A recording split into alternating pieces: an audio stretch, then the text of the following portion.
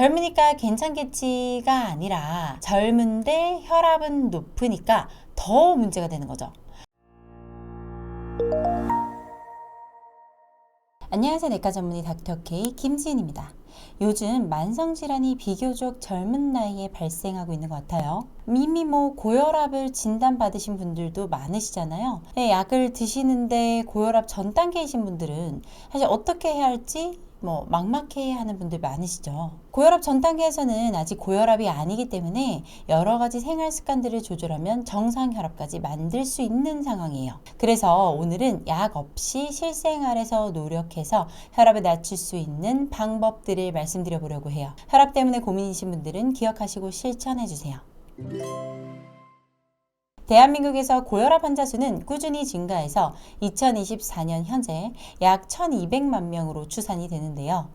이는 20세 이상 성인 인구의 약 29%에 해당하는 수치예요. 특히 65세 이상 인구에서 고혈압 유병률이 더 높습니다. 일각에서는 고혈압의 기준이 자꾸 낮아지다 보니까 환자가 많아진다 이렇게 생각하시는 분들도 계시더라고요. 1990년에는 140에 90 단순한 고혈압의 기준만 있었고 2013년에 고혈압의 위험성을 인지하면서 고혈압 전 단계라는 게 생겼죠. 그리고 2018년에는 대한고혈압학회에서 혈압에 따라 기준을 세분화를 시켰어요. 정상 혈압, 주의 혈압, 고혈압 전 단계, 고혈압, 고혈압 중에서도 1기 고혈압, 2기 고혈압 이렇게 나눴죠. 현재까지도 이 분류를 사용하고 있습니다. 그렇다면 다른 나라는 어떨까요? 현재 미국과 유럽의 일부 국가들은 고혈압의 기준이 더 엄격합니다. 130에 80을 기준으로 고혈압을 진단하는 나라도 있는데 우리나라보다 비만율이 높아서 이에 따른 질환이 더 많기 때문이겠죠. 그래서 혈압이 본격적으로 높아지기 전부터 더 까다롭게 관리해야 한다고 생각하는 거예요. 만약에 우리나라에서 이 기준을 적용시킨다면 사실상 30세 이상 성인의 절반 이상은 고혈압 환자라고 부르게 되겠죠. 우리나라에서 140을 고혈압 기준으로 삼고 있긴 하지만 120이 넘게 되면 그때부터는 신경을 써서 관리하셔야 합니다. 장기간 높은 혈압으로 한번 망가진 혈관은 나중에 약을 쓰시더라도 절대 원상태로 돌아오지 않습니다. 그래서 혈압이 정상치보다 높다라고 진단을 받으신다면 딱히 증상이 없더라도 혈압을 정상 범위 내로 조절하도록 노력하셔야 해요. 특히 요즘은 30대, 40대 비교적 젊은 나이에도 혈압으로 인해서 여러 가지 진단들이 많이 나오고 있어요. 젊으니까 괜찮겠지가 아니라 젊은데 혈압은 높으니까 더 문제가 되는 거죠. 50대, 60대 고혈압으로 진단받으신 분들은 다르게 생각하면 30대, 40대에는 괜찮았다, 건강했다 이런 뜻이잖아요. 그런데 요즘처럼 30대, 40대부터 혈압이 높아지면 그로 인한 합병증들이 필연적으로 더 장기간 가기 때문에 더 합병증이 빠르게 나타날 수밖에 없겠죠. 그래도 다행인 점은 혈압은 다른 여러 가지 수치들에 비해서 비교적 금방 좋게 변할 수 있다는 거예요. 지금부터 어떻게 실천하시면 혈압을 낮출 수 있을지 말씀드려 볼게요.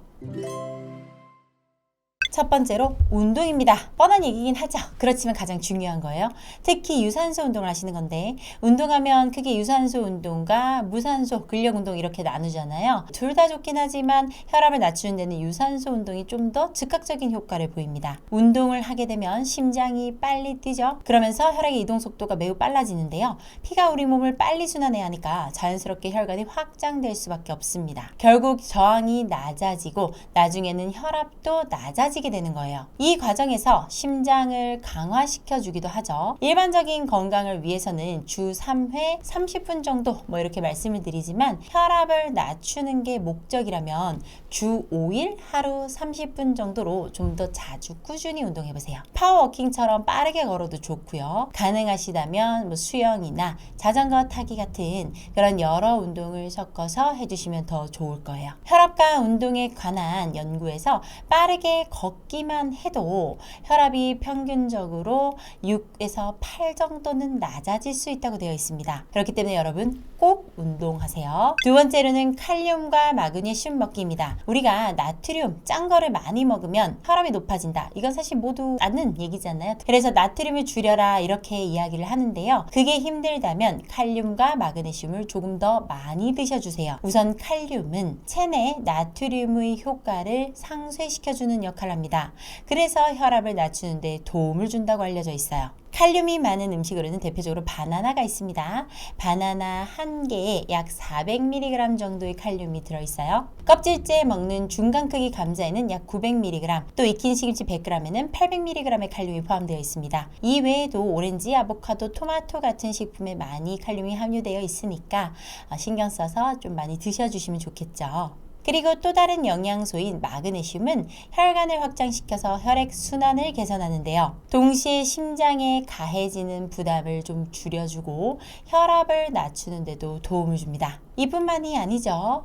마그네슘은 항염 효과, 염증을 줄여주는 효과도 있어요. 그래서 동맥경화 같은 심혈관 질환의 위험을 낮춰줍니다. 그래서 마그네슘을 충분히 드시는 게 심장 건강, 혈관 건강, 혈압에까지 모두 도움을 줘요. 마그네슘이 풍부한 식품으로는 아몬드, 해바라기씨, 캐슈넛 같은 씨앗들이 있고요. 시금치나 케이가 같은 잎채소와 현미, 귀리 같은 통곡물에도 풍부하게 들어있습니다. 이런 영양소들을 풍부하게 섭취할 수 있는 추천 식단이 있어요. 바로 대쉬 식단인데요.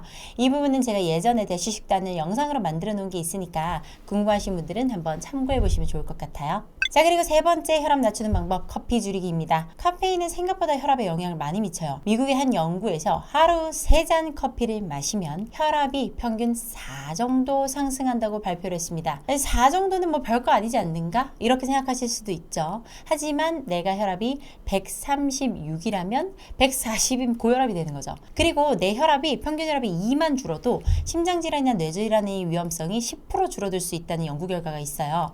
그리고 만약 고혈압 전 단계라면 약간의 상승만으로도 고혈압으로 진단받을 수 있는 거고요. 그래서 이 4라는 수치를 절대 무시하면 안 됩니다. 일반적으로 하루에 200mg 이하의 한 잔 정도 카페인 섭취는 안전합니다. 그렇지만 카페인에 민감하신 분들은 그거보다 적은 양을 먹어도 충분히 혈압이 올라갈 수 있어요. 더군다나 요즘에는 200mg 정도로 그치지 않죠. 1리터짜리 커피 이런 것도 사서 드시기도 하고, 이런 것들이 하루 종일 혈압을 올리는 행동을 하고 있는 거예요. 거기에 일에 스트레스를 받는 상황에서는 혈압이 더 심하게 올라갈 수도 있고요.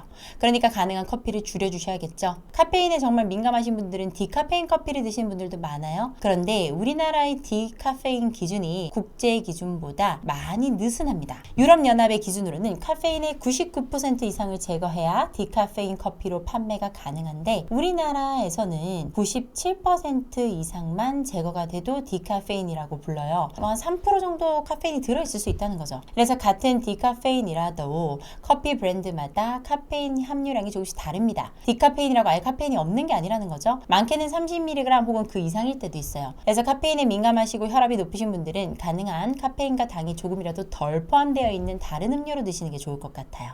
그리고 혈압을 낮추는 네 번째 방법, 주의 혈압 때부터 혈압기를 사서 열심히 재보는 거예요. 제가 초반에 말씀드렸는데 주의 혈압은 120에서 129에 해당하는 혈압이죠. 고혈압 전 단계인 130을 넘어가면 그래도 혈압을 낮추기 위해서 여러 가지 노력을 하시는데, 주의 혈압이신 분들은 노력을 안 하시는 분들이 많아요. 분명히 정상 혈압이 아닌데도요. 건강검진이나 병원에서 이 상태를 이제 얘기를 들었는데도 120, 129 방치를 하면 이게 이제 혈압 전 단계가 됐다가 혈압으로 가는 거죠. 그래서 주의 혈압이신 분들, 혈압 전 단계인 분들 혈압계를 집에서 하나 사세요. 꾸준히 재보시는 게 좋아요. 혈압계는 뭐 인터넷에 많이 팔죠. 내가 내 수치를 정확히 알게 되면 고혈압 전 단계 고혈압으로 악화되는 걸 막을 수가 있어요. 집에 당연히 체중계가 있듯이 혈압계도 하나씩 구비하시면 좋을 것 같아요. 오늘은 약 없이 혈압을 낮추는 방법에 대해서 한번 알아봤어요. 누구나 실천해 볼 수 있는 것들이니까요. 혈압이 고민이시라면 꼭 한 번씩 실천해 보셨으면 좋겠어요. 혈압이 높으면 심장병, 뇌졸중, 심부전 같은 다양한 병이 생길 위험이 올라가죠. 고혈압으로 진단받기 전에 노력하셔서 꼭 관리해 보셨으면 좋겠어요. 혈압을 낮출 수 있는 하루가 되길 바랄게요. 오늘 들으신 내용이 마음에 드시면 구독, 좋아요, 알림 설정 부탁드릴게요. 감사합니다. 내과 전문의 닥터 K 김지은이었습니다.